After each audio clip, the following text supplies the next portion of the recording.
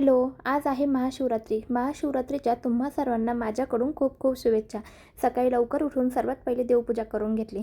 तसं तर मला मंदिरात जायचं होतं, पण काही महत्त्वाचं काम होतं, त्याच्यामुळे मंदिरामध्ये संध्याकाळी जाऊ असा विचार केला आणि घरीच देवपूजा करून घेतली.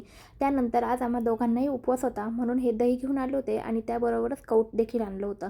आणि मला हे कौट साखर टाकून खायला खूप आवडतं. तुम्ही हे कौट साखर टाकून खाता की गूळ टाकून खाता ते मला कमेंटमध्ये नक्की कळवा. एकीकडे लगेचच मी साबुदाण्याची खिचडी बनवायला घेतली. आता साबुदाणा मी रात्रीच भिजत घातला होता, त्याच्यामुळे खूप छान भिजला होता. साबुदाणा जेव्हा छान भिजतो ना, तेव्हा खिचडी खरंच खूप छान मोकळी मोकळी शिजते. मी खिचडी बनवत होते आणि वेदचं किचनमध्ये छान असा पसारा घालायचं काम चालू होतं.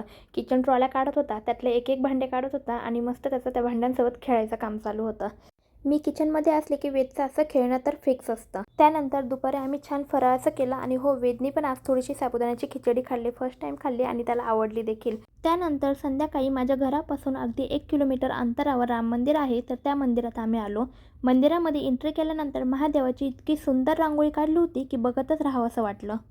आणि हो, ह्या मंदिरामध्ये फक्त महादेवच नाही तर अनेक देवांची मूर्ती आहे. सर्व देवांचं मनापासून दर्शन घेतलं. दर्शन घेऊन बाहेर आलो आणि वेद त्याच्या खेळण्यामध्ये छान असं गुंग झाला होता. घरी परत येताना छान असा उसाचा रस प्यायलो.